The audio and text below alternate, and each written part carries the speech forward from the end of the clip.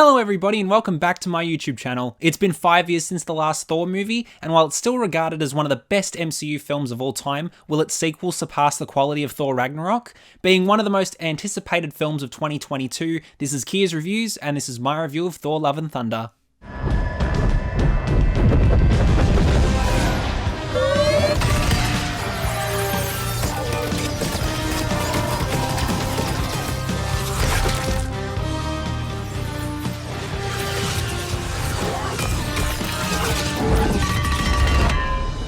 Thor Love and Thunder is a colourful and hilarious explosion of fun from beginning to end, but also achieves its goal of standing out as a unique entry into the MCU without feeling too detached from its normal formula. Going in the direction of a romantic comedy instead of your typical hero vs villain comic book film trope definitely benefited Thor's fourth movie. The comedy is at an all-time high with some of the funniest dialogue I've ever witnessed within this universe of films. Taika Waititi delivers again after the very successful Thor Ragnarok, despite my own personal thoughts on that one, and while I thought Ragnarok was great for its humour and redesigning the character of Thor, I personally enjoyed Love and Thunder a lot more. Even though it's very predictable and is very much kept in a silly and childish tone, I did not stop laughing, and while some jokes did seem to be overused and repeated multiple times, it actually still didn't stop me laughing. Along with the humour, something fresh was brought to the table, and that was how emotionally driven this entry was. While movies like Avengers Endgame had emotional value over the course of the Infinity Saga, Thor Love and Thunder on its own packs the biggest punches. The old ex-girlfriend. Jodie Foster. Jane Foster. The one that got away. The one that got away. That means escaped. Yeah.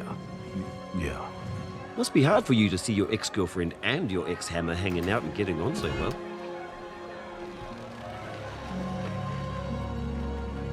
What you up to, bro? The safety of the Marvel formula is certainly within the story of this one, as it never truly feels like there are any stakes except for its emotional ties, but overall this is the most fun I've had with a Marvel project since Spider-Man No Way Home, and I think that's purely because of the frequent content that they're delivering with their shows on Disney+, so to finally get a film of good quality with Thor Love and Thunder, it's a nice breath of fresh air. While there doesn't seem to be a lot going on and its pace is seamless with a quick and focused plot, I found that the emotionally driven side plots were where the audience could connect to the characters. Combining characters that we haven't seen since the first two Thor movies, as well as those we've come to love since Ragnarok, this felt like a brilliant culmination of the quadrilogy. I definitely understand how people may give this a slightly lower score than I will give it, and if I didn't have such a personal tie to one of the subplots within this, I may have given it a lower score too. However, this is a very vulnerable watch specifically for someone like me, and as much as it won't be the focus of people's praise, I thought this side plot was very well handled. Well then, if it's color we need, let's bring the rainbow. Bring the rainbow, was that a catchphrase or something? She's only been a Thor for a minute. I mean, saving lives she's quite good at, but the rest of it she needs work. How many catchphrases have there been? A lot. Yep, jump the gun.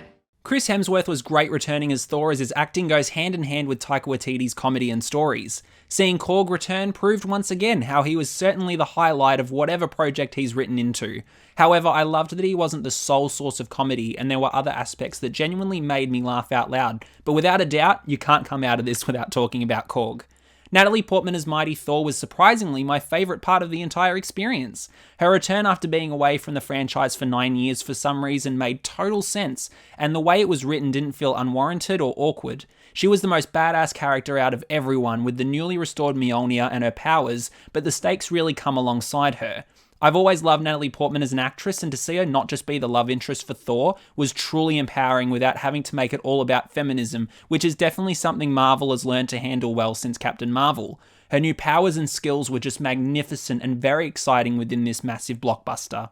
Christian Bale as Gorr the God Butcher felt very underdelivered and basic, with his absence being really felt throughout the course of the runtime.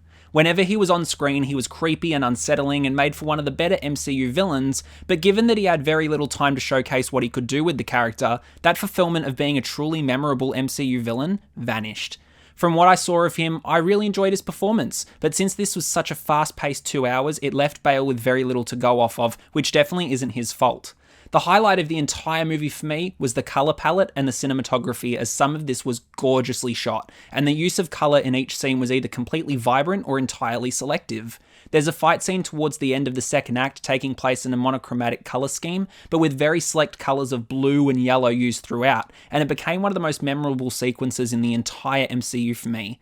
I would go to the cinema simply for that very scene. There's always something to admire in each scene of this blockbuster. The odds may be against us, but I'll tell you this for free. Here it comes. This ends here and now!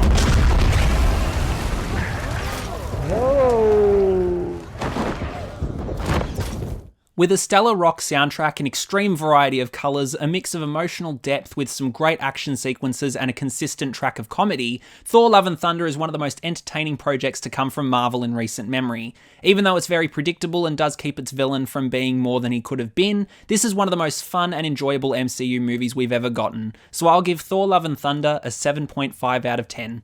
Thank you all so much for watching. Are you going to see Thor Love and Thunder? Let me know below. As always, be sure to have a look at my previous reviews of Lightyear and Jurassic World Dominion. Be sure to subscribe to my channel and follow me on Letterboxd and Instagram for all of my latest movie reviews. This has been Kia's Reviews, signing off for now. Don't forget to like, follow, and obey.